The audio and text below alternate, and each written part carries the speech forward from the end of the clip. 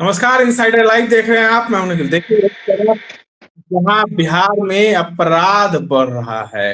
देखिए, हम अपराध की पुष्टि नहीं करते कि अपराध बिहार में लगातार एक तरफ तमाम जनता भी देख रही है और पुलिस प्रशासन भी मानती है कि अपराध कहीं ना कहीं बढ़ता जा रहा है। इस पर लगाम लगाने के लिए तमाम आला अधिकारी लगे हुए हैं। लेकिन सवाल ये है कि इस सुशासन की सरकार में क्या हो गया जो अधिकारी इस्तीफा दे रहे हैं, तो कहीं ना कहीं उन तमाम अधिकारियों का इस्तीफा मंजूर किया जा रहा है। देखिए, कुछ दिनों पहले बात करें तो जिस तरीके से आईपीएस अधिकारी शिवदीप लांडे का जो है इस्तीफा मंजूर कर लिया गया, तो वहीं अब काम्या मिश्रा का भी इस्तीफा जो है राष्ट्रपति ने स्वीकार कर लिया है। मतलब पूर्व आईपीएस अधिकारी अमिताभ कुमार दास हैं। क्या कुछ बातें होंगी, सुनते हैं। कैसे हैं सर आप? पहले जी, मैं अच्छा हूँ। सभी दर्शकों को नमस्कार जी। सर, आईपीएस काम्या मिश्रा जो है, उन्होंने उनका इस्तीफा जो है वो स्वीकार कर लिया गया। कुछ दिनों पहले सिद्दीप लांडे का भी इस्तीफा स्वीकार कर लिया गया था। जी, सही कहा आपने। अभी ये जो खबर आ रही है, गरमा-गर्म खबर है कि आईपीएस अधिकारी श्रीमती काम्या मिश्रा का इस्तीफा राष्ट्रपति महोदया ने स्वीकार कर लिया है और 27 मार्च से उनका इस्तीफा 27 मार्च 2025 के प्रभाव से इस्तीफा स्वीकार किया गया है और इस संबंध में गृह मंत्रालय ने, केंद्रीय गृह मंत्रालय ने अधिसूचना भी जारी कर दी है। मैं दर्शकों को थोड़ा बता दूं काम्या मिश्रा के बारे में। ये 2019 बैच की आईपीएस अधिकारी थी। मतलब मुश्किल से उन्होंने 5 बरस तक नौकरी की थी और ये मूलतः उड़ीसा की रहने वाली हैं। मयूरभंज जिला है उड़ीसा में, मयूरभंज की रहने वाली हैं और ये पटना में सचिवालय की एएसपी हुआ करती थी और तेज तर्रार अधिकारी मानी जाती थी। और लगभग 1 साल पहले, 8-10 महीने पहले इन्हें दरभंगा का ग्रामीण एसपी बनाया गया था। उसके बाद उसी समय दरभंगा में, दर्शकों को याद होगा, बिरौल में मुकेश सहनी के पिता जीतन सहनी की हत्या हो गई। उस मामले में भी जो एसआईटी का गठन हुआ था, काम्या मिश्रा उसकी प्रमुख थी। और फिर कुछ महीने पहले काम्या मिश्रा ने अचानक इस्तीफा दे दिया और इस्तीफा देने के बाद वे 6 महीने की छुट्टी लेकर मयूरभंज चली गई, उड़ीसा चली गई। चूंकि इस्तीफा स्वीकार करने में कुछ समय लगता है, इसकी कुछ लंबी प्रक्रिया होती है, तो इसी बीच वो छुट्टी पर चली गई 180 दिन की छुट्टी लेकर। और अब खबर आ रही है कि उनका इस्तीफा मंजूर कर लिया गया है। और जैसा कि आपने दर्शकों को बताया, अभी 1-2 महीने पहले ही जनवरी में एक दूसरे आईपीएस अधिकारी हैं बिहार कैडर के, शिवदीप लांडे, 2006 बैच के, जो पूर्णिया में आईजी भी रहे थे और मूलतः महाराष्ट्र के रहने वाले हैं, उनका भी इस्तीफा मंजूर कर लिया गया।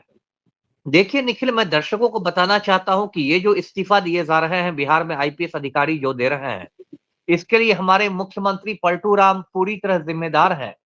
और पलटू राम मतलब जिस तरह से माफिया सरगनाओं के चपरासी बन गए हैं, इस तस्वीर में दर्शक देख रहे होंगे कि पलटू राम किस तरह माफिया डॉन अनंत सिंह के सामने आज्ञाकारी चपरासी की मुद्रा में खड़े हैं हाथ जोड़कर।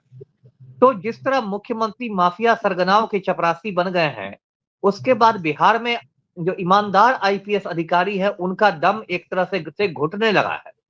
वो घुटन महसूस करने लगे हैं। अभी कुछ महीने पहले दर्शकों को याद होगा कि जो बिहार के पुलिस महानिदेशक थे, डीजीपी महोदय थे, राजविंदर सिंह भट्टी, उनकी भी छवि एक कड़क और ईमानदार अफसर की थी। लेकिन राजविंदर सिंह भट्टी अचानक केंद्रीय प्रतिनियुक्ति पर चले गए। उन्होंने बिहार छोड़ दिया और दिल्ली जाकर वो सीआईएसएफ के डीजी बन गए। और अब देखिए दोनों मतलब युवा आईपीएस अफसरों ने इस्तीफा दे दिया है, शिवदीप ने और काम्या ने। और मुझे जो जानकारी है, ये चुनाव आने के पहले बिहार में अभी 1 दर्जन और आईपीएस अधिकारियों का इस्तीफा होगा। और मुझे वो आईपीएस बताते हैं, एसपी डीआईजी लोग, की सर बहुत बुरी स्थिति है, हम लोग का दम घुट रहा है, हम लोग नौकरी नहीं कर सकते हैं। मुख्यमंत्री आवास में माफिया लोग जाते हैं और मुख्यमंत्री के सामने साथ बंद कमरे में गुफ्तगू होती है। हम किसी माफिया पर हाथ डालते हैं तो मुख्यमंत्री ऑफिस से फोन आ जाता है, मुख्यमंत्री सचिवालय से फोन आ जाता है। तो देखिए बिहार में अभी निखिल जो है वो बहुत ही भयावह स्थिति, अराजक स्थिति हो गई है जी। तो नीतीश कुमार तो सुशासन के लिए जाने जाते हैं, ना किसी को बचाते हैं ना किसी को फंसाते हैं। अब देखिए, वो तो हाथी के दांत कहते हैं कि खाने के और होते हैं, दिखाने के और होते हैं। वही पलटू राम का हिसाब किताब है। बोलते तो है कि हम ना किसी को फंसाते हैं ना किसी को बचाते हैं, लेकिन लगभग 2 साल पहले दर्शकों को मैं याद दिला दूं कि आनंद मोहन जैसा सजा याफ्ता खूनी, जिसको सुप्रीम कोर्ट ने उम्र कैद की सजा सुनाई थी, उसको पलटू राम ने जेल से बाहर निकाल दिया। उसके लिए बिहार सरकार के कायदे कानून बदल दिए गए, जेल मैनुअल में संशोधन कर दिया गया, क्योंकि पलटू राम को राजपूत वोट बैंक में सेंधमारी करनी थी। और आज की तारीख में लगाम लगाने के लिए तो कुंदन सिंह को लाया गया, तमाम अधिकारियों का तबादला भी किया गया। ठीक है, कुंदन मेरे बैचमेट है, लेकिन कोई भी क्या कर लेंगे इतना राजनीतिक दबाव में। अभी देखिए, एक राजू सिंह को बिहार का पर्यटन मंत्री बनाया गया है अभी 20-25 दिन पहले। और ये जो राजू सिंह है, ये राजू सिंह जो पर्यटन मंत्री बिहार का बना है, ये एक हत्यारा है, खूनी है। और इसने 1 जनवरी 2019 को दिल्ली में श्रीमती अर्चना गुप्ता की हत्या कर दी थी। उस मामले में दिल्ली पुलिस ने राजू सिंह को चार्जशीट कर दिया है, कोर्ट में सुनवाई शुरू हो गई है, आरोप गठित हो गए हैं, और उस हत्यारे को बिहार सरकार में माननीय पर्यटन मंत्री बनाया गया है। तो इस स्थिति में देखिए, मतलब बहुत पुलिस वालों का मनोबल टूट गया। अभी देखिए, पिछले मार्च महीने में 2 पुलिस अधिकारियों की हत्या कर दी अपराधियों ने।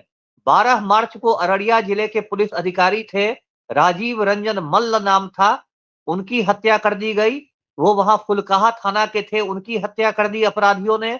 और 14 मार्च को मुंगेर जिला में मुफस्सिल थाना है, वहां के पुलिस पदाधिकारी संतोष सिंह की हत्या कर दी गई अपराधियों ने। तो पिछले महीने 2 पुलिस अधिकारियों की हत्या हो गई है जी।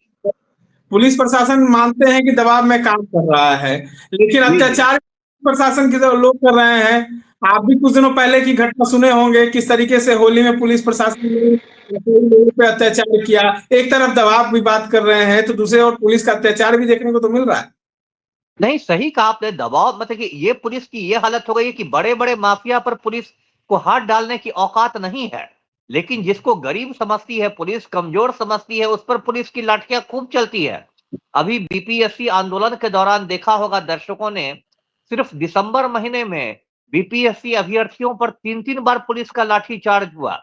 6 दिसंबर को, 25 दिसंबर को और 29 दिसंबर को महिला अभ्यर्थियों की पिटाई पुरुष सिपाहियों ने की। अभी 1-2 रोज पहले से एक मोहनिया का, कैमूर जिले का वीडियो वायरल हो रहा है, एक चालक को पुलिस पीट रही है। लेकिन बड़े बड़े माफिया पर औकात नहीं है। मैं एक दूसरी तस्वीर दर्शकों को दिखाता हूं।